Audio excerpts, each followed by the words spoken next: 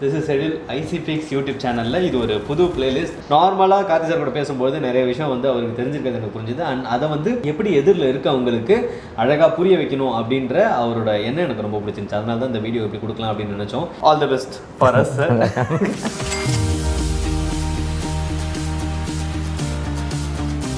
உங்களை பற்றி நீங்கள் ஒரு சின்ன இன்ட்ரோ கொடுத்துட்டு நம்ம போயிடலாம் சார். நான் வந்து கார்த்திக், இங்கே ஐசிஃபிக்ஸில் வந்து சிடிஓ சீஃப் டெக்னாலஜி ஆஃபீஸராக இருக்கேன்.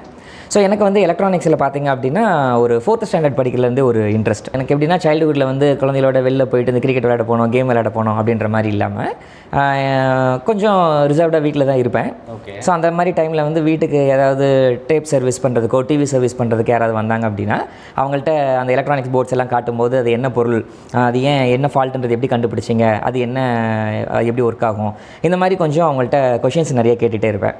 ஸோ இதில் என்னோடய இன்ட்ரெஸ்ட்டை பார்த்துட்டு அந்த வீட்டுக்கு சர்வீஸ்க்கு பண்ணுறதுக்கு ரெகுலராக வர அண்ணா என்ன பண்ணாங்க, அவங்க வந்து அப்போ டிப்ளமோ படிச்சுட்டு இருந்தாங்க. அவங்க காலேஜில் படிச்சுட்டு இருக்கக்கூடிய சர்க்யூட்ஸ் எல்லாத்தையுமே வந்து மொத்தமாக எனக்கு ஒரு பிரிண்ட் அவுட்ஸை மொத்தமாக எடுத்து கொடுத்து படிக்கிறது கொடுத்துட்டாங்க. தென் அதே போல் வீட்லேயும் அதுக்கேற்ற மாதிரி சப்போர்ட் எல்லாமே கிடைச்சிது. ஸோ அப்படியே அதில் ட்ராவல் பண்ணிகிட்ருக்கேன். ஸோ இது நம்மளுடைய ஃபஸ்ட்டு செஷன் அப்படின்றதுனால நம்ம ஃபண்டமெண்டல்லேருந்து ஸ்டார்ட் பண்ணலாம். நம்ம ரெகுலர் லைஃப்பில் வந்து ரொட்டீனில் எலக்ட்ரிக்கல் அப்படின்ற டேர்மும் கேள்விப்பட்டிருப்போம், எலக்ட்ரானிக்ஸ்ன்ற டேர்மும் கேள்விப்பட்டிருப்போம். ஸோ அதை பற்றி உங்களுடைய ஒப்பீனியன் என்ன? எலக்ட்ரிக்கல்னா என்னன்னு எப்படி டிஃபைன் பண்ணுவீங்க, எலக்ட்ரானிக்ஸ்னு எப்படி டிஃபைன் பண்ணுவீங்க? என் மைண்டில் இருக்குது என்னன்னா ஹார்ட்வேர்ஸ் எல்லாம் எலக்ட்ரிக்கல்ஸ் பிரிச்சிருக்கேன். ஓகே. அப்போ அனலாக் டிஜிட்டல் பிரிக்கிறோம்ல, அனலாகான எலக்ட்ரிக்கல்ஸ் ஆகும், டிஜிட்டலில் வந்துட்டு எலக்ட்ரானிக்ஸ் ஆகும் பிரிச்சிருவேன். அதாவது வெறும் ஹார்ட்வேராக இருக்கிறது. இப்போ இதெல்லாம் அந்த சர்க்யூட் எல்லாம் நான் எலக்ட்ரிக்கல்னு சொல்லுவேன். அதுக்குள்ளே வந்துட்டு ரொம்ப டெக்னாலஜிக்கலாக இப்போ மீட்டர்லாம் செக் பண்ணுறீங்க, மல்டிமீட்டர், அதெல்லாம் எலக்ட்ரானிக்ஸில் பிரிச்சிருக்கேன் நான். மொபைல் ஃபோனில் எலக்ட்ரானிக்ஸ் அப்படின்ட்டு இப்போ ஹார்ட்வேர் சம்மந்தமாக எதாவது பார்த்தா அது எலக்ட்ரிக்கல் ஷாப் அப்படின்ற மாதிரி சொல்லுவோம் இல்லையா? Okay, correct. Okay. So actually நீங்கள் சொன்னது கரெக்டு தான். இப்போ நார்மலாக நம்ம ஒரு ஸ்ட்ரீட்டில் நம்ம போகிறோம்.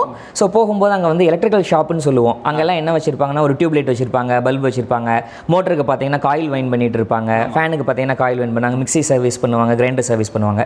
ஸோ இது எல்லாமே என்னென்னு கேட்டிங்கன்னா எலக்ட்ரிக்கல் எக்யூப்மெண்ட்ஸ் தான். ஸோ இதெல்லாம் வந்து நம்ம ஹேண்டியாக நம்ம யூஸ் பண்ணக்கூடிய லைக் நம்ம மொபைல் ஃபோனாக இருக்கட்டும், லேப்டாப்பாக இருக்கட்டும், நம்ம வீட்டில் பயன்படுத்தக்கூடிய டிவி, இந்த மாதிரி இந்த விஷயங்கள் எல்லாமே வந்து எலக்ட்ரானிக்ஸ். ஸோ இதில் வந்து நிறைய நம்ம இன்டெப்த்தாக சொல்லணும் அப்படின்னா நிறைய டீட்டெயிலிங், நிறைய டிஃப்ரென்ஷியேஷன் காட்டலாம். எந்த பொருளெல்லாம் ஆல்டர்னேட்டிங் கரண்ட் ஏசியில் ஒர்க் ஆகுதோ அது எல்லாமே எலக்ட்ரிக்கல் அப்படின்னு நம்ம மீன் பண்ணிக்கலாம். எந்த பொருளெல்லாம் வந்து டைரக்ட் கரண்ட் அப்படின்னு சொல்லக்கூடிய டிசியில் ஒர்க் ஆகுதோ அது எலக்ட்ரானிக்ஸ்னு எடுத்துக்கலாம். ஒரு குயிக் இதுக்காக நம்ம இப்படி எடுத்துக்கலாம். ஸோ நம்ம உள்ளே போகும்போது நம்ம பிளேலிஸ்ட்டில் போகும்போது ஒவ்வொன்றுக்கும் அதுக்கான டீட்டெயிலிங் நம்ம கொடுத்துடலாம். ஏசி ஆல்டர்னேட்டிங் கரண்ட் அப்படின்னு சொல்லும்போது அப்படின்னா என்ன? ஆல்டர்னேட்டிங் கரண்ட்ன்றதை நான் படிச்சிருக்கேன் சார் ஃபிசிக்ஸில். பட் ஆனால் ஏசி டிசி எடுக்கும்போது நான் டவுட் கேட்குற மைண்ட் செட்டுக்கு அப்போ போகல. நீங்கள் இப்போ அதை தான் சொல்லுங்கள், அதை டவுட் இருந்தா கண்டிப்பாக. சரி, இப்போ நம்ம இதுக்கு முன்னாடி நான் சொன்ன எக்ஸாம்பிள்லேயே நம்ம என்ன சொல்லியிருந்தோம் அப்படின்னா ஃபேன், தென் வந்து மோட்டர், கிரைண்டர், மிக்ஸி, இதெல்லாமே வந்து எலக்ட்ரிக்கல் அப்படின்னு சொல்லி நம்ம டிஃபைன் பண்ணியிருந்தோம். சரி, இப்போ நம்ம உதாரணத்துக்கு நம்ம பயன்படுத்தக்கூடிய நம்ம வீட்டில் ப்ளக் பாயிண்டில் வரக்கூடிய பவர் சப்ளை தான் ஏசி பவர் சப்ளை. அதில் இருக்கக்கூடிய வோல்டேஜ் எவ்வளோ இருக்கும்னு கேட்டிங்கன்னா 230 வோல்ட் இருக்கும். ஓகே. அதில் ஃப்ரீக்வன்சி பார்த்தீங்கன்னா 50 ஹெர்ட்ஸ் அப்படின்ற ஃப்ரீக்வன்சி இருக்கும். இது வந்து ஆல்டர்னேட்டிங் கரண்ட். டைரக்ட் கரண்ட் அப்படின்றது என்னென்னா, ஸோ நம்ம பேட்ரிஸ் இப்போ நம்ம கையில் நம்ம ரெகுலராக நம்ம யூஸ் பண்ணுவோம். ஒரு டிவி ரிமோட்டுக்கோ ஒரு வால் கிளாக்குக்கோ AA பேட்டரி, AAA பேட்டரின்னு சொல்லி யூஸ் பண்ணுவோம். இந்த பேட்டரியில் இருக்கக்கூடிய பவர் சப்ளை வந்து டைரக்ட் கரண்ட். ஓகே. ஸோ இதை நம்ம எப்படி டிஃப்ரென்ஷியேட் பண்ணிக்கலாம் அப்படின்னு கேட்டிங்கன்னா, ஸோ ஆல்டர்னேட்டிங் கரண்ட் அப்படின்றது அதோட பொலாரிட்டியை ரிவர்ஸ் பண்ணிகிட்டே இருக்கும். இப்போ ஒரு எக்ஸாம்பிள், நம்மள்ட்ட வந்து ஒரு மொபைலோட ஒரு சார்ஜர் பிரிக் இருக்குது. ஸோ இப்போ இதுதான் வந்து நம்மளுடைய வால் அடாப்டர், வால் சாக்கெட்டுன்னு வச்சுக்கோங்க. இந்த அடாப்டர் உங்கள்கிட்ட கொடுத்து போட சொன்னால் இது எப்படி இதில் நீங்கள் போடுவீங்க? ஸோ ஆப்வியஸாக எனக்கு நான் இதுலேயும் போடுவேன் எப்படி, அண்ட் இதில் போட பாசிபிலிட்டி இருந்தால் லைக் இதுலேயும் போடுவேன். ஓகே, டைட்டாக இருக்குது. ஸோ ஆப்வியஸாக நான் இதில் தான். சரி, இப்போ இந்த அடாப்டர் நம்ம இங்கே போடும்போது நீங்கள் என்கிட்ட எந்த கொஷின் கேட்கலன்னா, சார் இதில் இந்த டெர்மினல் வந்து இந்த டேரெக்ஷனில் வரணுமா இங்கே வரணுமா, அதாவது நான் அடாப்டர் இப்படி போடணுமா அல்லது இந்த டேரெக்ஷனில் வச்சு போடணுமான்ற கொஷின் உங்களுக்கு வரல. ஸோ இது ஆல்டர்னேட்டிங் கரண்ட் அப்படின்றதுனால இங்கே பொலாரிட்டி ரிவர்ஸ் ஆகிட்டே இருக்கும். இதுதான் ஃபிக்ஸ்டாக பாசிட்டிவ், இதுதான் ஃபிக்ஸ்டாக நெகட்டிவ் அப்படின்ற மாதிரி இங்கே இருக்காது. ஆனால் நம்ம பயன்படுத்தக்கூடிய அந்த பேட்டரி அப்படின்னு பார்க்கும் பொழுது இந்த பேட்டரியில் இதுதான் பாசிட்டிவ், இதுதான் நெகட்டிவ்ன்றது ஃபிக்ஸ்டாக இருக்கும். இப்போ இதை உங்கள் கையில் கொடுத்து டிவி ரிமோட்டில் போட சொல்லும்போது இதோட பொலாரிட்டியை நீங்கள் மாற்றி போட மாட்டீங்க. ஸோ ஃபிக்ஸ்டாக வைப்பீங்க. ஸோ கண்டிப்பாக. ஸோ இது வந்து நம்ம என்ன சொல்கிறோம்னா டைரக்ட் கரண்ட்னு சொல்கிறோம்.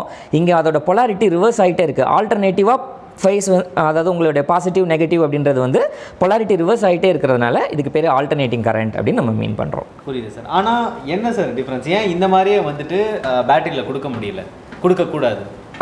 என்ன ரீசன் அப்படின்னு கேட்டிங்கன்னா, இப்போ நல்ல கொஷின். இப்போ இந்த அடாப்டரை பொறுத்தளவுக்கு நமக்கு எப்போ வந்து வீட்டில் இபி பவர் இருக்கோ அப்போ தான் நீங்கள் யூஸ் பண்ண முடியும். இந்த இபி பவர் அப்படின்னு சொல்லக்கூடிய இந்த ஏசி பவர் சப்ளை உங்களால் ஒரு இடத்துல ஃபிக்ஸ்டாக ஸ்டோர் பண்ணி வைக்க முடியாது. ஓகே, இது வந்து ஸ்டோர் பண்ணவே முடியாது. ஆனால் பேட்டரின்றது ஸ்டோர் பண்ணி வைக்க முடியும். இதுக்கு சிம்பிளாக எப்படி நம்ம எக்ஸாம்பிள் எடுத்துக்கலான்னு கேட்டிங்கன்னா, இப்போ இந்த ஏசி அப்படின்றதுல நம்மளுடைய அந்த 2 டெர்மினல் நம்ம சொன்னோம். அது சிம்பிளாக எப்படி புரிஞ்சுக்கலாம்னா, ஒரு 2 வாட்டர் டேங்க் எடுத்துக்கோங்க. நம்மள்ட்ட 2 ஸ்டோரேஜ் டேங்க் இருக்குது. இப்போ இந்த டேங்க்கில் வந்து ஒன்றில் வந்து ஃபிக்ஸ்டாக ரெட் கலர், இன்னொன்றில் வந்து ஃபிக்ஸ்டாக பிளாக் கலர் நம்ம வச்சுருக்கோம். நீங்கள் 2 ஹோஸையுமே நீங்கள் என்ன பண்ணுறீங்கன்னா மாற்றி மாற்றி கொடுக்குறீங்க. அதாவது ஒரு ஹோஸில் வந்து ரெட் கலர் வருது, ஒரு ஹோஸில் வந்து பிளாக் வருது. ரெண்டையும் மாற்றி மாற்றி கொடுத்தீங்க அப்படின்னா உங்களால் அந்த டேங்க்கில் என்ன பண்ண முடியாதுன்னா செப்பரேட்டாக பிரிக்க முடியாது. இதுதான் ரெட் கலர், இதுதான் பிளாக் கலர். ஏன்னா ரெண்டுமே மிக்ஸ்அப் ஆகிருக்கும். ஆனால் பேட்டரி அப்படின்றது எப்படின்னு கேட்டிங்கன்னா, 2 ஸ்டோரேஜ் டேங்க்கு, ரெட் கலர் மட்டும் ஒன்றில் ஃபிக்ஸ்டாக இருக்கும், பிளாக் கலர் மட்டும் ஒன்று ஃபிக்ஸ்டாக இருக்கும். அப்போ ஒரு ஏரியாவில் பிளாக் கலர் மட்டும் ஸ்டோர் ஆகும், ஒரு ஏரியாவில் ரெட் கலர் மட்டும் ஸ்டோர் ஆகும். நம்ம மிக்ஸ்அப் பண்ண முடியாது அப்படின்ற தனித்தனியாகவே உங்களுக்கு தனித்தனி சேம்பர்ஸாகவே உங்களுக்கு இருக்கும். ஏசியில் இருக்கிறது வந்து இந்தியாவில் வந்து 230 வோல்ட். இது கண்ட்ரிக்கு கண்ட்ரி வேரி ஆகும். எதை பொறுத்து சார் வேரி ஆகும்? அண்ட் அது ஏன் அப்படி அதை மெயின்டைன் பண்ணுறதுக்கு ஏதாவது ஒரு இது இருக்கா, ஸ்டாண்டர்ட் இருக்கா? ஸோ இனிஷியலாக வந்து அது டெவலப்மெண்ட்டில் இருக்கும்போது ஒரு 110 வோல்ட்டில் தான் இருந்தது. ஸோ வோல்டேஜ் இப்போ எக்ஸாம்பிளுக்கு நம்ம வாட்ஸ் பற்றி நம்ம பேசணும். ஸோ இப்போ எக்ஸாம்பிளுக்கு நம்ம ஒரு ஃபோன் நம்ம எடுக்கிறோம். அந்த ஃபோனுடைய சார்ஜர் வந்து ஒரு 18 வாட்ஸ் அப்படின்னு நம்ம எடுத்துக்கலாம், அல்லது ஒரு 20 வாட்ஸ்ன்னு எடுத்துக்கலாம். இப்போ அந்த 20 வாட்ஸ் அப்படின்ற அந்த வாட்ஸ் வந்து வோல்டேஜ் மல்டிப்ளைட் பை ஆம்பியர்.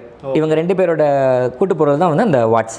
இப்போ ஒருவேளை என் ஃபோனுக்கு வந்து ஒரு 5 வோல்ட் தான் தேவைப்படுது அப்படின்னும் போது இந்த 20 வாட்ஸை மேட்ச் பண்ணுறதுக்கு நீங்கள் ஒரு 4 ஆம்பியர் ஆஃப் கரண்ட்டை கொடுக்கணும்.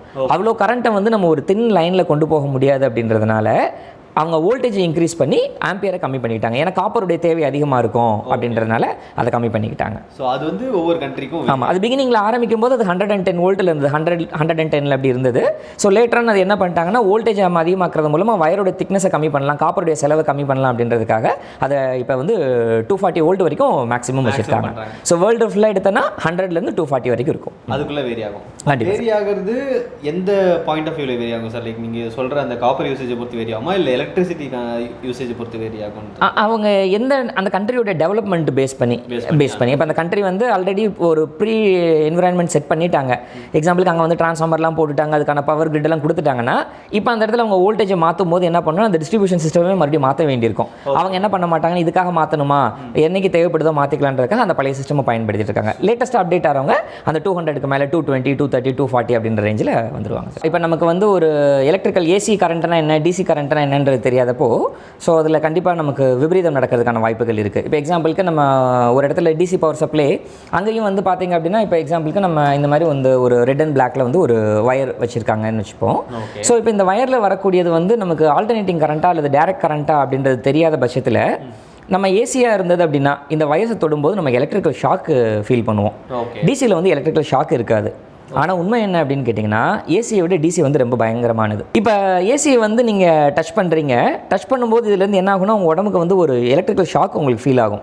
ஆனால் இதோடைய வேவ் எப்படி இருக்குன்னு கேட்டிங்கன்னா, ஒரு சைனசாய்டல் வேவ் 0லேருந்து ஆரம்பித்து 230 டச் பண்ணிவிட்டு மறுபடியும் அது 0க்கு வரும். அந்த 0க்கு வர நேரத்தில் உங்களோட கையை நீங்கள் எடுக்கணும்னு நினச்சிங்க, நீங்கள் எடுக்க முடிஞ்சதுன்னா நீங்கள் எடுத்துடலாம். ஆனால் டிசின்றது அப்படி கிடையாது. ஆல்வேஸ் அது ஒரே லைனில் ஸ்ட்ரெயிட் லைனில் ட்ராவல் ஆகிட்டே இருக்கும். எந்த ட்ராப்புமே இல்லாததுனால ஒன்ஸ் நீங்கள் டச் பண்ணிட்டீங்கன்னா அது நம்ம பாடி அப்படியே கேட்சப் பண்ணிக்கும். ஸோ அது பண்ணிட்டு என்ன பண்ணுவோம்னா, நம்ம உடம்புல இருக்கக்கூடிய பிளட் எல்லாமே கொஞ்சம் கொஞ்சமாக கிளாட் ஆக ஆரம்பிச்சிடும். ஏசியை கம்பேர் பண்ணும்போது டிசியில் சடன் டெத்து வந்து நிறையா நடக்கும். ஓகே, இப்போது எர்த்துன்னு சொல்கிறாங்களா சார், எர்த் அடிக்குதுன்னு சொல்கிறாங்களா, அது இதுதான் இல்லையா? இந்த கான்செப்ட் தான் ஷாக் அடிக்கிறது. எலக்ட்ரிக்கல் லீக்கேஜ் நார்மலாக வந்து நம்ம இண்டக்ஷன் அப்படின்னு சொல்லுவோம், அல்லது வந்து எர்த் அடிக்குதுன்றது நம்ம லோக்கல் கலோக்கியல் லாங்குவேஜில் அது ஆக்சுவலி மாறிடுச்சு. ஸோ எலக்ட்ரிக்கல் அந்த பாடியில் வந்து அதோட எலக்ட்ரிக்கல் லீக்கேஜ், அந்த லீக்கேஜ் அப்படின்றது எக்ஸாக்ட்லி இந்த 230 வோல்ட் இருக்காது, ஒரு மைனர் டிஸ்சார்ஜ். ஸோ அதை நம்ம தொடும்போது எப்படி இருக்கும்னா லைட்டாக சுறுசுறுன்னு நமக்கு கையில் பிடிக்கிற மாதிரி இருக்கும். அதனால பெரிய ஆபத்துகள் எதுவும் இருக்காது. பட் இந்த லைவ் வயரை நம்ம டச் பண்ணும்போது டெஃபினட்டாக நமக்கு அதுக்கான பாதிப்புகள் இருக்கும். ஏசி மட்டும்தான் உங்களுக்கு ஷாக் அடிக்கும். அதாவது நீங்கள் தொடும்போது அந்த உடம்புல வந்து ஒரு வைப்ரேஷன் உங்களால் ஃபீல் பண்ண முடியும். கிரின்னு சொல்லி அந்த ஒரு வைப்ரேஷன் ஃபீல் பண்ண முடியும். அந்த வைப்ரேஷன் எதில் இருக்கும்னு கேட்டிங்கன்னா டெஃபினட்டாக ஏசியில் மட்டும்தான் இருக்கும். டிசியில் தொடும்போது எந்த ஒரு வைப்ரேஷனும் இருக்காது. பட் அது என்ன பண்ணும் அப்படின்னு கேட்டிங்கன்னா, லோக்கலில் அங்கே இருக்கக்கூடிய டிஷ்யூஸ்லேருந்து பர்ன் அவுட் பண்ணி கம்ப்ளீட்டாக வந்து ஒரு ஸ்கின் பர்ன் ஆகிற மாதிரியோ, அல்லது வந்து அந்த இடம் கிளாட் ஆகிற மாதிரியோ, அல்ல அந்த இடமே வந்து கருகிற அளவுக்கு கூட ரொம்ப சிவியராக இருக்கலாம். செகண்ட்ஸில் நடக்கலாம். எஸ்பெஷலி நம்மளுடைய ஒரு ஆஃபீஸ் அல்லது ஒரு கார்பரேட்டோடைய செட்டப்பில் போகும்போது யூபிஎஸ் ரூம்னு சொல்லி தனியாக வச்சுருப்பாங்க. அங்கே என்ன பண்ணியிருப்பாங்கன்னா பேட்டரிஸ் எல்லாமே சீரியஸில் கனெக்ட் பண்ணியிருப்பாங்க. ஏன்னா அவ்வளோ பெரிய கார்பரேட் ஆஃபீஸுக்கும் அந்த யூபிஎஸ் ரூம்லேருந்து அதை பேக்கப் பண்ணணும் அப்படின்றதுக்காக ஒரு 3 days 4 days பேக்கப் பண்ணுற மாதிரி கொடுத்துருப்பாங்க.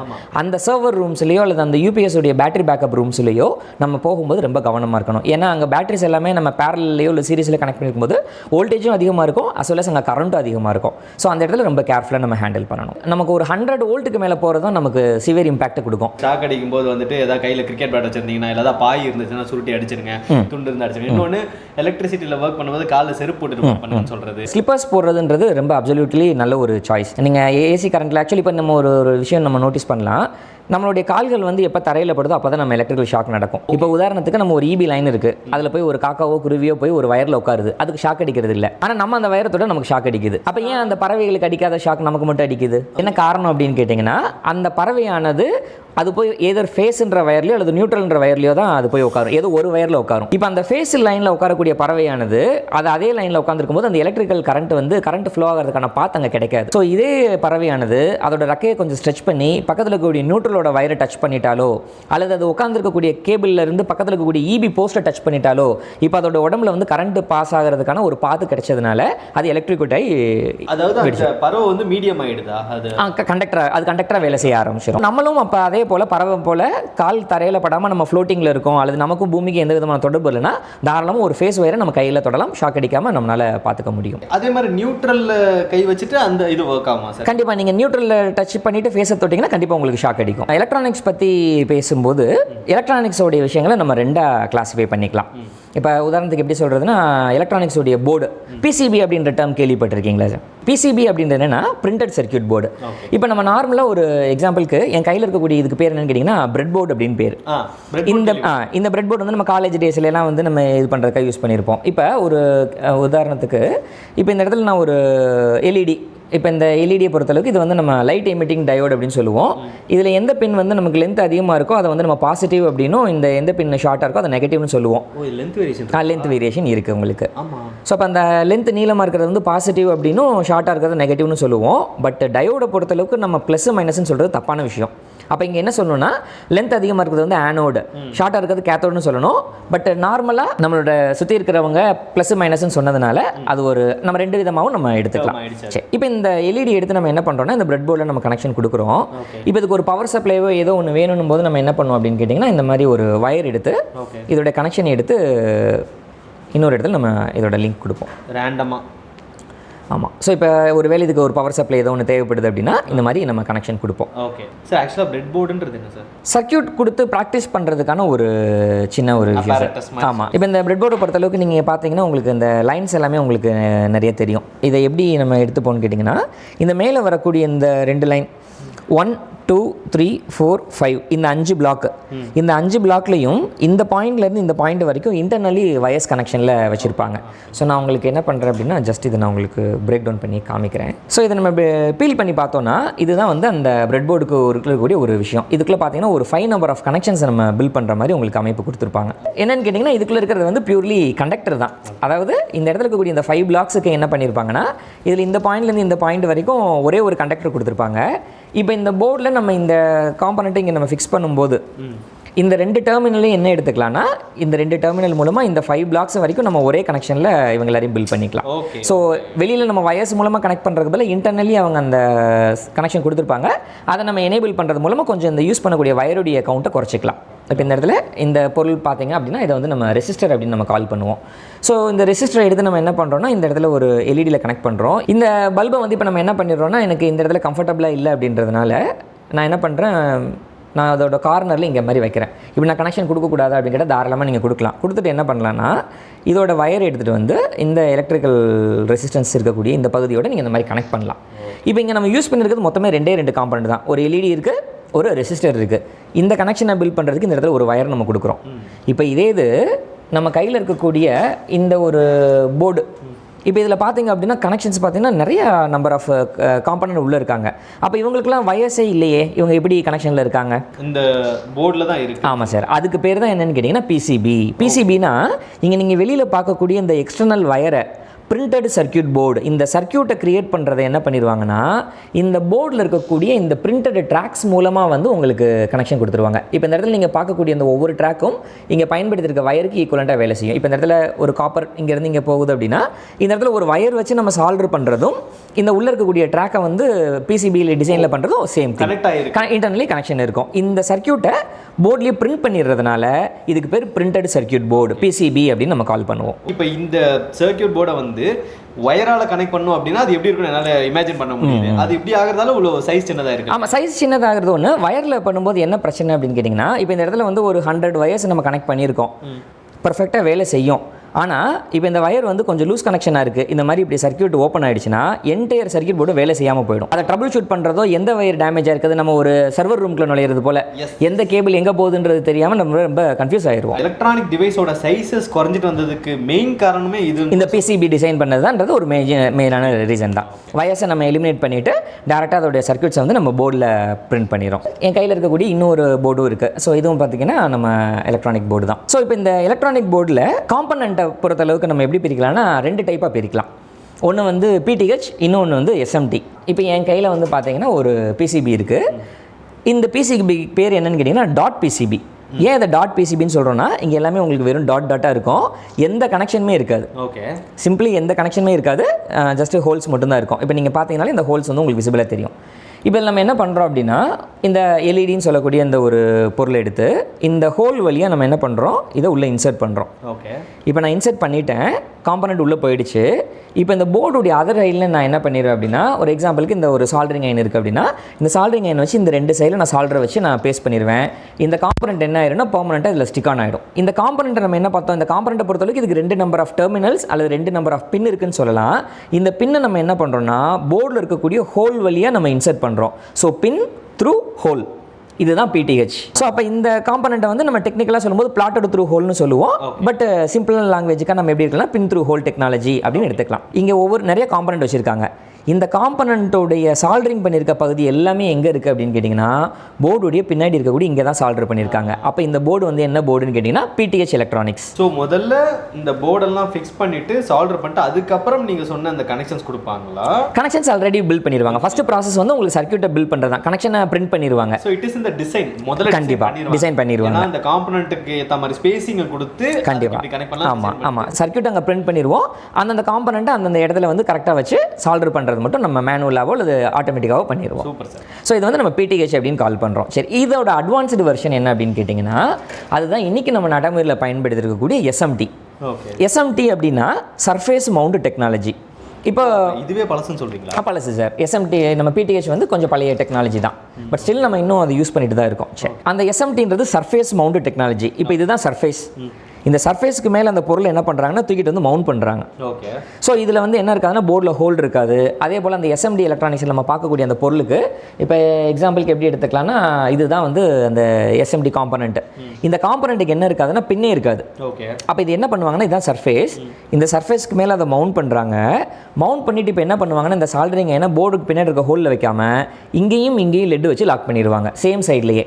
ஓகே, அப்போ ஒரு காம்பனண்ட்டுக்கு அதே பகுதியிலேயே 2 வச்சு லாக் பண்ணிட்டாங்க அப்படின்னா அது சர்ஃபேஸ் மவுண்ட் டெக்னாலஜின்னு சொல்லக்கூடிய எஸ்எம்டி எலக்ட்ரானிக்ஸ். இப்போ இந்த போர்டில் இங்கெல்லாம் நீங்கள் பார்த்தீங்கன்னா ஹோல்ஸ் எதுவுமே இல்லை, காம்பனண்ட் எதுவுமே வச்ச மாதிரி இல்லை. ஆனால் இந்த சைடில் பார்த்தீங்கன்னா காம்பனண்ட் ஃபுல்லாகவே இருக்காங்க. அப்போ இந்த போர்டுடைய பின்பகுதியில் எந்த ஒரு ஹோல் இருக்காது, காம்பனண்ட் இருக்காது, அந்த காம்பனண்ட்டுக்கு பின்னே இருக்காது. இப்போ இந்த போர்டில் பார்த்தீங்கன்னா இது ஆக்சுவலி பியூர்லி எஸ்எம்டின்னு நம்ம சொல்லிட முடியாது. ஏன்னா இது வந்து மிக்சடு எலக்ட்ரானிக்ஸ், இது வந்து ஒரு ஹைப்ரிட்னு சொல்லலாம், அது மிக்சடுன்னு சொல்லலாம். என்ன காரணம்னா இப்போ இந்த போர்டில் நம்ம பார்க்கும்போது இங்கே இருக்கக்கூடிய காம்பனன்ட்ஸில் வந்து எஸ்எம்டியில் நிறைய இருந்தாலும் போர்டுடைய அதர் எண்டில் பார்த்தீங்கன்னா ஒரு சில காம்பனண்ட் போர்டில் ஹோல் போட்டு இங்கெல்லாம் ஃபிக்ஸ் பண்ணியிருக்காங்க.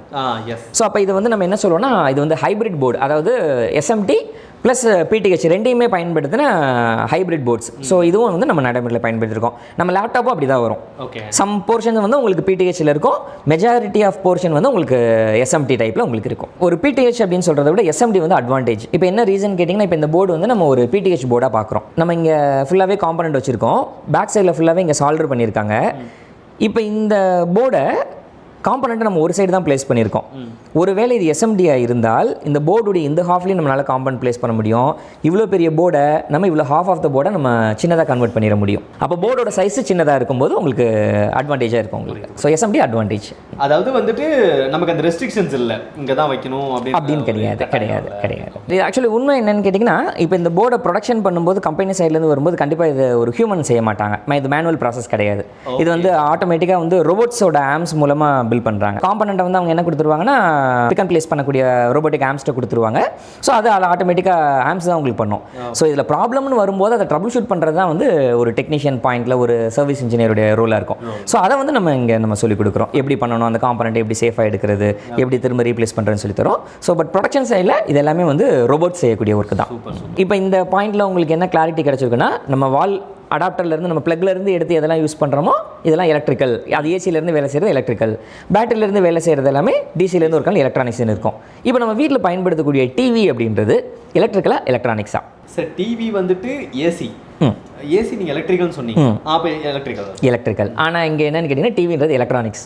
இப்போ என்ன சார் நீங்கள் தான் வந்து ப்ளக் பாயிண்ட்லேருந்து எடுத்தால் ஏசின்னு சொன்னீங்க, மறுபடியும் இப்போ நீங்களே வந்து டிசின்னு சொல்கிறீங்க, ஏன் அந்த முரண்பாடு அப்படின்னு கேட்டிங்கன்னா, இப்போ டிவி வந்து பேசிக்கலாக வந்து எலக்ட்ரானிக்ஸ்ன்றது பேட்டரி மூலமாக வேலை செய்கிறது தான். ஸோ இப்போ நம்ம கையில் வந்து ஒரு சின்ன ஒரு ஃபோன் இருக்குது. இப்போ இதோடைய டிஸ்பிளே சைஸ் பார்த்தீங்கன்னா ஒரு 6.5 இன்ச் இருக்கக்கூடிய ஒரு டிஸ்பிளே. இந்த டிஸ்பிளேவை நீங்கள் பேக்கப் பண்ணுறதுக்கு நீங்கள் என்ன பண்ணுறீங்கன்னா ஒரு 5000 mAh 6000 mAhக்கான பேட்டரி நீங்கள் போடுறீங்க. யூடியூப்பில் வந்து ஃபுல் ஹெச்டியில் நல்ல ஹை ரெசல்யூஷனில் பார்க்குறீங்க.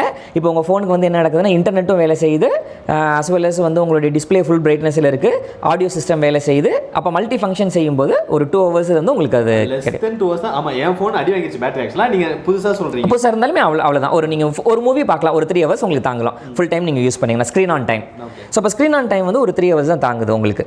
6000 mAh இருக்கக்கூடிய அந்த பேட்டரி ஒரு 6.5 இன்ச் இருக்கக்கூடிய ஒரு ஃபோனை வெறும் ஒரு 3 மணி நேரம் தான் தாங்குது. இப்போ இந்த டிஸ்பிளேவையும் நம்ம டிவியோடைய டிஸ்பிளேவை நீங்கள் கம்பேர் பண்ணிங்கன்னா இதை விட ஒரு 30 times 40 times பிகரான சைஸில் டிவியோட டிஸ்பிளே இருக்கும். அப்போ இதே பேட்டரி எடுத்து நீங்கள் அந்த டிவி கொடுத்தீங்கன்னா பேட்டரி பத்தாது. அப்போ நீங்கள் ஒரு 3 மணி நேரம் ஒரு படம் பார்க்கணுன்னு விரும்புனீங்கன்னா இங்கே இருக்க 6000 mAhன்ற பேட்டரியை 30 டைம் நீங்கள் அதிகமாக்கினா தான் அவ்வளோ பெரிய ஸ்க்ரீன் நீங்கள் 3 மணி நேரம் படம் பார்க்க முடியும். இப்போ அந்த டிவிக்கு நீங்கள் அவ்வளோ பெரிய பேட்டரி வச்சிங்கன்னா டிவியை நம்மளால கேஷுவலாக தூக்க முடியாது. இப்போ நம்ம வீட்டில் என்ன பண்ணுறோம்னா வால் மவுண்ட் 30 டைம் பேட்டரியோட பெர்ஃபார்மன்ஸ் அதிகப்படுத்தணும்னா பேட்டரியோட சைஸ் அதிகமாகணும், வெயிட் அதிகமாகும். இப்போ வால் மவுண்ட்டில் நம்ம என்ன பண்ணுறோம் அப்படின்னா சிம்பிளி ஒரு 2 ஸ்க்ரூவை போட்டு அதில் டிவியை நம்ம ஹேங் ஆன் பண்ணிடுறோம். பட் இப்போ பேட்டரியோட சைஸ் உங்களுக்கு அதிகமாகும் போது என்ன ஆகும்னா நம்ம அந்த மாதிரி செட்டப் பண்ண முடியாது, நிறைய பிரச்சனை இருக்குது. சரி, இதில் இன்னும் ஒரு பிரச்சனை என்னன்னு கேட்டிங்கன்னா, இப்போ நம்மளுடைய ஃபோன் நீங்கள் எங்கேயோ வெளியூர் போகும்போது என்ன பண்ணிட்டீங்கன்னா மறந்து வீட்லேயே வச்சுட்டு லாக் பண்ணிவிட்டு ஊருக்கு போயிட்டீங்க. அந்த ஃபோனில் இருக்கக்கூடிய பேட்டரி கொஞ்சம் கொஞ்சமாக உங்களுக்கு டிஸ்சார்ஜ் ஆகிட்டே இருக்கும். ஒரு 1 வீக்கில் என்ன ஆயிரும், ஃபோன் வந்து டோட்டலி டெட்டு. நீங்கள் ஒரு 15 டேஸோ அல்லது ஒரு 20 டேஸோ நீங்கள் உங்களுடைய பிஸ்னஸ் விசிட்லாம் முடிச்சுட்டு நீங்கள் ரிட்டன் வந்து ஃபோனை ஆன் பண்ணும்போது ஃபோனை ஆன் ஆகாது. ஓகே. ஏன்னா உள்ளே இருக்கக்கூடிய பேட்டரி அப்சல்யூட்லி ட்ரை ஆயிரும். இப்போ நீங்கள் என்ன பண்ணணும்னா இந்த ஃபோனை வந்து ஒரு டெக்னீஷியன்ட்டையோ அல்லது வந்து ஒரு ஆத்தரைஸ் சர்வீஸ் சென்டருக்கோ நீங்கள் எடுத்துகிட்டு போயிட்டு நீங்கள் பேட்டரியை வந்து பூஸ்ட் பண்ணுறதோ இல்லை மாதிரியான ஒரு சில ப்ராசஸ் நீங்கள் பண்ணணும். சரி, இப்போ ஃபோனுன்றதுனால நம்ம ஹேண்டியாக பாக்கெட்டில் வச்சு எடுத்துகிட்டு போயிடுறோம். அவ்வளோ பெரிய டிவியை வந்து ஒரு வீட்டிலேருந்து நம்ம கலட்டி எடுத்துகிட்டு போகிறது சேலஞ்சான விஷயம். இப்போ இந்த டைமில் நம்ம என்ன பண்ணுவோம்னா கஸ்டமர் கேர் கால் பண்ணி அந்த சாம்சங்கில் இருந்தோ எம்ஐயில் இருந்தோ அந்த கம்பெனிலேருந்து டெக்னீஷியனை இன்ஸ்பெக்ட் பண்ண சொல்லுவோம். அவங்க வீட்டுக்கு வந்து இன்ஸ்பெக்ஷன் பண்ணாலே இன்ஸ்பெக்ஷன் சார்ஜ்னு ஒரு 800 rupees நீங்கள் கொடுக்கணும். அப்போ அவங்க வந்து சிம்பிளி என்ன பண்ணுவாங்கன்னா அந்த பேட்டரி பூஸ்ட் பண்ணி நம்ம கையில் கொடுத்துட்டு போயிடுவாங்க. அப்போ நீங்கள் எவ்ரி ஒரு 6 months நீங்கள் ஃபாரின் ட்ரிப்பு போகிறீங்க அல்லது வெளியில் பிஸ்னஸ் விசிட் போகக்கூடிய ஆளாக இருந்தால் 6 மாதத்துக்கு ஒரு டெக்னீஷியன் நம்ம வீட்டுக்கு விசிட் பண்ணிகிட்டே இருக்கணும். இது வந்து உங்களுக்கு பெரிய காம்ப்ளிகேட்டட். இதெல்லாம் எப்படி ஓவர் கம் பண்ணலான்னு பார்க்கும்போது பேட்டரி இங்கே இருக்கிறனால தானே அந்த பிரச்சனை. அப்போ பேட்டரியை தூக்கிட்டு டேரெக்டாக லைவ் பவராக கொடுத்துடலாம் அப்படின்ற ஒரு ஐடியாவுக்கு வராங்க. இப்போ இவங்க என்ன பண்ணுறாங்கன்னா வெளியிலேருந்து வரும்போது அது எலக்ட்ரிக்கல் கேபிளில் வரது வரும். சிமிலர்லி நம்மளுடைய மொபைல் சார்ஜர் எப்படி வேலை செய்யுதோ அதே கான்செப்ட் தான். இங்கே ப்ளக்லேருந்து எடுக்கும்போது அது ஏசியாக எடுத்துக்குமே தவிர இதனுடைய அவுட்புட் பார்த்தீங்கன்னா டிசி தான். அப்போ அதே போல் உங்களுடைய டிவியில் நீங்கள் ப்ளக் பாயிண்டில் கனெக்ட் பண்ணும்போது ஏசி உள்ளே போகும். அந்த மதர் போர்டுக்கு போகிறதுக்கு முன்னாடியே பிரைமரி பிளாக்ல என்ன பண்ணிடுவாங்கன்னா அந்த ஏசியை டிசியாக கன்வெர்ட் பண்ணுறதுக்கு ஒரு ரெக்டிஃபையர் மாடியூல் வச்சு நீங்கள் டிவியில் கொடுத்துருவாங்க. ஸோ இதனால் வந்து டிவி எலக்ட்ரானிக்ஸ். இப்போ உங்களுக்கு ஒரு டவுட் இருக்கலாம், சார் இப்போ நான் ஒரு பொருளை வந்து எலக்ட்ரிக்கலான்னு கண்டுபிடிக்கிறதுக்கு ஒவ்வொன்றையும் நான் கலட்டி ஆராய்ச்சி பண்ண முடியுமான்னு ஒரு டவுட் வரலாம். இப்போ நீங்கள் சிம்பிளாக எப்படி எடுத்துக்கலாம் அப்படின்னு கேட்டிங்கன்னா, இப்போ நம்ம டிவியை டிஸ்மேண்டில் பண்ணுறோம். டிஸ்மேண்டில் பண்ணும்போது இது போல் உள்ள வந்து நீங்கள் ஒரு மதர் போர்டு பார்க்குறீங்க. இந்த மாதிரி மதர் போர்டில் இந்த மாதிரி செமிகண்டக்டர்ஸ் டிவைஸ், இந்த மாதிரி பிளாக் கலரில் ஐசி, இந்த மாதிரி விஷயங்கள் பார்த்துட்டிங்கன்னா 100% அது எலக்ட்ரானிக்ஸ். ஓகே. இப்போ ஒரு உதாரணத்துக்கு நம்ம வீட்டில் வந்து நீங்கள் மிக்ஸி கழட்டி பார்த்துருக்கீங்களா? பார்த்துருக்கேன். மிக்சிக்குள்ள என்ன இருக்கும் சார்? காயில் இருக்கும். காயில் இருக்கும். அதுதான் வந்து மெயினான காம்பனண்ட். அப்போ ஃபேனை கழட்டி பார்த்துருக்கீங்களா? கண்டென்சர் சாரி காயில், அதுலேயும் காயில் தான் இருக்கும். அப்போ நீங்கள் ஒரு பொருளை டிஸ்மேண்டில் பண்ணுங்க, உள்ளுக்குள்ள மதர் போர்டே இல்லை. இப்போ ஃபேனை டிஸ்மேண்டில் பண்ணி உள்ள வெறும் காயில் மட்டும்தான் இருக்கும். அப்போ அது எலக்ட்ரிக்கல். ஓகே. மிக்சியை கழட்டி பார்க்குறீங்க, வெறும் காயில் தான் இருக்கும், எலக்ட்ரிக்கல். மோட்டரை கழட்டி பார்க்குறீங்க, காயில் தான் இருக்குது, எலக்ட்ரிக்கல். அயன் பாக்ஸை பிரித்து பார்க்குறீங்க, காயில் தான் இருக்குது, எலக்ட்ரிக்கல். இவங்கெல்லாம் எலக்ட்ரிக்கல். எந்த ஒரு பொருளை நீங்கள் பிரித்து பார்க்கும்போது இந்த மாதிரி மதர் போர்டு மாதிரி ஒரு மதர் போர்டையும் அதில் இந்த மாதிரி பிளாக் கலரில் நீங்கள் பார்க்கக்கூடிய ஐசி, டிரான்சிஸ்டர், டயோடுன்ற செமிகண்டக்டர் பொருளை பார்க்குறீங்களோ 100% இது எலக்ட்ரானிக்ஸ். ஓகே. அப்போ நீங்கள் எப்படி பார்த்துக்கலாம்? இப்போ நம்ம மொபைலில் பிரிக்கிறோம், மொபைலுக்குள்ள மதர் போர்டு இருக்குமானா கண்டிப்பாக இருக்கும், அப்போ அது எலக்ட்ரானிக்ஸ். லேப்டாப்பை பிரிக்கிறோம், உள்ள மதர் போர்டு இருக்குமானா கண்டிப்பாக மதர் போர்டு இருக்கும், எலக்ட்ரானிக்ஸ். டிவியை பிரிக்கிறோம், மதர் போர்டு இருக்குமானா இருக்கும், எலக்ட்ரானிக்ஸ். ரிமோட் ஃபேன்ஸ் வந்துருச்சுன்னு வச்சுக்கோங்களேன். ஸோ அது வந்துட்டு பிஎல்டிசி வந்து எலக்ட்ரானிக்ஸ். அப்படி அது பேர் என்னன்னு கேட்டிங்கன்னா BLDC, brushless DC fan. DC fan வந்தாலும் எலக்ட்ரானிக்ஸ் தான். ஓகே. அது எப்படின்னு சொல்கிறீங்க? அட்வான்ஸ்டுன்னு சொல்லுங்கள். அட்வான்ஸ்டு. அதை நீங்கள் ஓப்பன் பண்ணி பார்த்தீங்கன்னா உள்ளுக்குள்ள வந்து நம்ம பழைய சிஸ்டமில் வெறும் காயில் இருக்காது. மாஸ்ஃபெட்ஸ் அந்த பிடபிள்யூஎம் கண்ட்ரோல் பண்ணுற மாதிரி உள்ளுக்குள்ள சர்க்யூட் போர்டு மூலமாக கண்ட்ரோல் பண்ணுவாங்க, டிரைவிங் பண்ணுவாங்க. அந்த மோட்டருக்கு பேரே வந்து பிஎல்டிசி, பிரஷ்லெஸ். ஆக்சுவலாக அங்கே வந்து கார்பன் பிரஷஸ் இருக்காது, பிரஷ்லெஸ் டிசி மோட்டர். அப்போ அந்த டிசி அப்படின்றதுனாலே அது பியூர்லி எலக்ட்ரானிக்ஸ் தான். Okay sir. In other words, மெக்கானிக்கலாக ஃபங்க்ஷன் ஆகிற, சுவிட்ச் போட்டால் ஃபங்க்ஷன் ஆகிற ஹார்ட்வேர்ஸை ஆட்டோமேட் பண்ணுறதுக்கு இந்த மாதிரி சிப்ஸ் மாதிரி கண்டிப்பாக இதை நீங்கள் இப்படியும் கூட எடுத்துக்கலாம். எலக்ட்ரானிக்ஸ் அப்படின்றது மாஸ்டர் ஆஃப் எலக்ட்ரிக்கல்னு எடுத்துக்கலாம். இப்போ நம்ம வீட்டில் வந்து ஒரு பழைய ஃபேன் ஒன்று இருக்குது. அந்த ஃபேன் வந்து நீங்கள் சுவிட்ச் போட்டிங்கன்னா ஓடும். அது வந்து என்ன பண்ணுன்னா உள்ள காயில் மட்டும்தான் இருக்குது, ஆனால் உங்களால் கண்ட்ரோல் பண்ண முடியல. இப்போ நீங்கள் என்ன பண்ணுறீங்க, எக்ஸ்ட்ரா வந்து வெளியில் வந்து ஒரு கண்ட்ரோலர் சர்க்யூட் வாங்குறீங்க. அதாவது உங்களோட ரூம் டெம்பரேச்சருக்கு ஏற்ற மாதிரி ஃபேனோட ஸ்பீட் ஆட்டோமேட்டிக்காக கூடிக்கிறது குறைஞ்சிக்கிறதோ, இல்லை நைட் டைம் இருந்தால் ஆட்டோமேட்டிக்காக லைட் ஆன் ஆகிற மாதிரி ஒரு சர்க்யூட் நீங்கள் இன்டெகிரேட் பண்ணுறீங்க. அப்போ அது எலக்ட்ரிக்கல் டிவைஸை கண்ட்ரோல் பண்ணுறதுனால எலக்ட்ரானிக்ஸ் அப்படின்றத it's a master of electrical நம்ம கால் பண்ணிக்கலாம், அட்வான்ஸ்டு ஃபார்ம் ஆஃப் எலக்ட்ரிக்கல் சொல்லிக்கலாம். நீங்கள் நிறைய டாபிக் கவர் பண்ணிட்டோம். இது கண்டிப்பாக எல்லாருக்கும் யூஸ்ஃபுல்லாக இருந்திருக்கும்னு நினைக்கிறேன். அண்ட் எனக்குமே இன்னும் நிறைய டவுட்ஸ் இருக்குது. என்னன்னா, அதாவது ஐசி இந்த மாதிரி சிப்ஸ் எல்லாம் ஆட் ஆகும்பொழுது வந்துட்டு அது நீ எலக்ட்ரானிக்ஸ்னு கரெக்டாக கண்டுபிடிச்சிடலாம் அப்படின்னு சொன்னீங்க. ஒரு போர்டை பார்த்தா இப்போ என்னால் ஓரளவுக்கு அனலைஸ் பண்ண முடியுன்ற ஒரு கான்ஃபிடன்ஸ் இருக்குது. பட் ஸ்டில் எனக்கு வந்துட்டு இந்த இதில் இருக்க காம்பனன்ட் நேம்ஸாக இருக்கட்டும், இதை பற்றிலாம் தெரிஞ்சுக்கணும், ஒன்று என்ன பண்ணுது அப்படின்றத தெரிஞ்சுக்கணும்ல ஒரு சின்ன விருப்பம் இருக்குது. பிகாஸ் அதெல்லாம் பேசிக்கில் வருன்ற ஒரு எண்ணம் இருக்குது எனக்கு. நம்ம போக கண்டிப்பாக ஜென்யூனான ஃபீட்பேக்ஸ் கொடுங்க, எந்த மாதிரி வீடியோஸ் நாங்கள் பண்ணலாம் அப்படின்றத சொல்லுங்கள். இதில் இருக்க டாபிக்ஸில் ஏதாவது ஃபர்தர் எக்ஸ்ப்ளனேஷன்ஸ் வேணும் அப்படின்னாலும் நீங்கள் தாராளமாக சொல்லலாம். நாங்கள் யாராவது அதுக்கு கமெண்ட் பண்ணி கரெக்டான ரிப்ளை கொடுத்துருவோம். ஸோ வேறு ஏதாவது அடுத்த வீடியோவில் டாபிக்ஸ் கவர் பண்ணணும் அப்படின்னா நீங்கள் தாராளமாக கமெண்ட் செக்ஷனில் சொல்லலாம். அதுவரை we are signing off from this video. I am Midil and I am Karthik. Bye bye. மறக்காமல் சேனலை சப்ஸ்கிரைப் பண்ணுங்கள், வீடியோவை ஷேர் பண்ணுங்கள்.